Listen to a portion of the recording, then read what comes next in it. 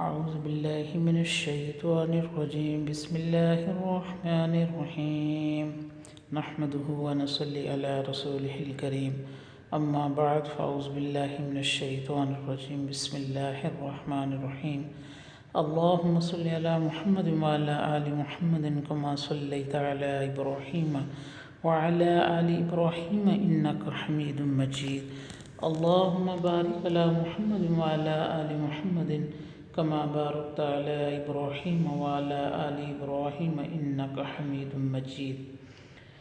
آج کا ہمارا موضوع ہے زہد کی حقیقت و فضیلت۔ سیدنا ابو العباس سہل بن سعد الساعدی رضی اللہ تعالیٰ عنہ سے روایت ہے کہ ایک شخص نبی کریم صلی اللہ علیہ وسلم کی خدمت میں آیا اور اس نے کہا یا رسول اللہ مجھے کوئی ایسا عمل بتائیے جب اسے بجا لاؤں تو اللہ تعالیٰ اور تمام لوگ مجھ سے محبت کریں۔ آپ نے فرمایا دنیا سے بے رغبت ہو جاؤ، اللہ تعالیٰ تم سے محبت فرمائے گا، اور لوگوں کے پاس جو کچھ ہے اس سے بے نیاز رہو، لوگ تم سے محبت کریں گے۔ اس حدیث میں آن حضرت صلی اللہ علیہ وسلم نے ذات کی فضیلت بیان فرمائی ہے۔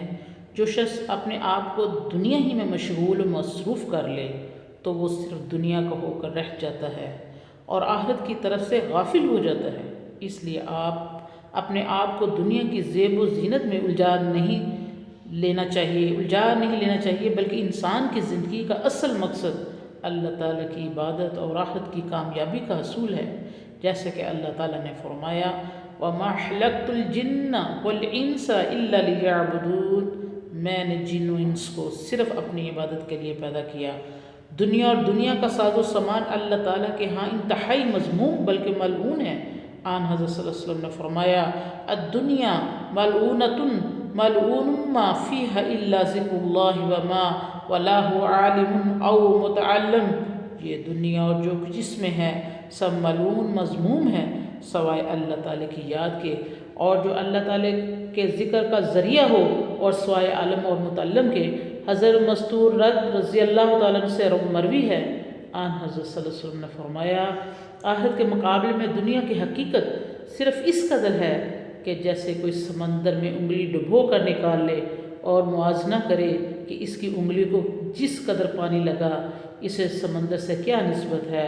ابو سہل بن سعد رضی اللہ عنہ بیان فرماتے ہیں رسول اللہ صلی اللہ علیہ وسلم نے فرمایا لو کانت الدنیا تعدل عند اللہ جناح بعوضۃ ما سقى کافر منها شربۃ ماء، اگر اس دنیا کی حیثیت اللہ تعالیٰ کے نزدیک مچھر کے پر کے برابر بھی ہوتی تو اللہ تعالیٰ کسی کافر کو پانی کا ایک گھونٹ بھی نہ پلاتا۔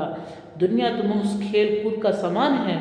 اللہ تعالیٰ نے فرمایا وما هذه الحیات الدنیا الا لہو ولعب وان الدار الآخرۃ لہی الحیوان، دنیا کی زندگی تو محض کھیل کود ہے اور آخرت کی زندگی ہمیشہ کی ہے۔ اگر اللہ تعالیٰ کے نزدیک دنیا اور دولت کی کچھ قدر ہوتی تو انبیاء کرام کو ضرور زیادہ دولت ملتی۔ اگر ہم تاریخ میں پڑھتے ہیں تو اکثر و بیشتر انبیاء کرام کی زندگی فقراء و غربت میں بسر ہوئی۔ خود نبی کریم صلی اللہ علیہ وسلم بڑی تنگ دستی میں زندگی بسر کی، آپ کے پاس دولت جمع نہ ہو سکی۔ اگر آپ مال و غنیمت کی صورت میں کچھ مال آ جاتا تو آپ فوراً تقسیم فرما دیتے۔ آپ جب اس دنیا سے رخصت ہوئے تو اس وقت آپ کے زدہ خوراک کے عوض ایک یہودی کے پاس رحم رکھی ہوئی تھی۔ جو شخص اپنے آپ کو دنیا میں مصروف کر لیتا ہے وہ گویا دنیا کا بندہ بن جاتا ہے۔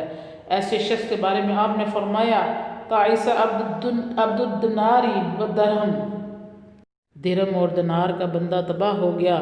دنیا میں انسان کو چاہیے کہ اپنے سے برتر کی بجائے اپنے سے کم تر کی طرف دیکھے اور اللہ تعالیٰ کا شکر بجا لائے۔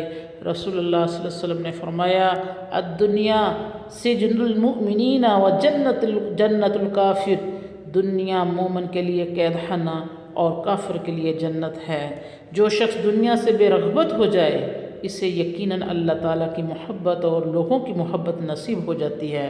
آن حضرت صلی اللہ علیہ وسلم نے اس حدیث میں یہی بات ارشاد فرمائی۔ سائل نے کہا آپ مجھے کوئی ایسا عمل بتائیں جس کے ذکر کرنے سے اللہ تعالیٰ اور تمام لوگ مجھ سے محبت کریں، تو آپ نے فرمایا دنیا سے بے رغبت ہو جاؤ، اللہ تعالیٰ تم سے محبت فرمائے گا، اور جو کچھ لوگوں کے پاس ہے اس سے بے نیاز رہو، اللہ تم سے محبت کریں گے۔ اللہ سے دعا ہے کہ اللہ تعالی ہمیں ہمارے دل میں ایسی محبت اللہ کی ڈال دے کہ ہم دنیا کی کوئی پرواہ نہ کریں۔ یہ دنیا 1.25 منٹ کی ہے۔ اللہ تعالیٰ مثال دے کر قرآن میں فرماتا ہے کہ ایک بچے کی آنے کی آمد 9 ماہ ہم انتظار کرتے ہیں، اور جب انسان جانے لگتا ہے تو 9 سیکنڈ کی خبر نہیں ہوتی۔ اے انسان تو یاد کر کہ ہماری زندگی کتنی مختصر ہے، تو اس لیے ہمیں یہ اپنی زندگی اللہ کی یاد میں بسر کرنی چاہیے۔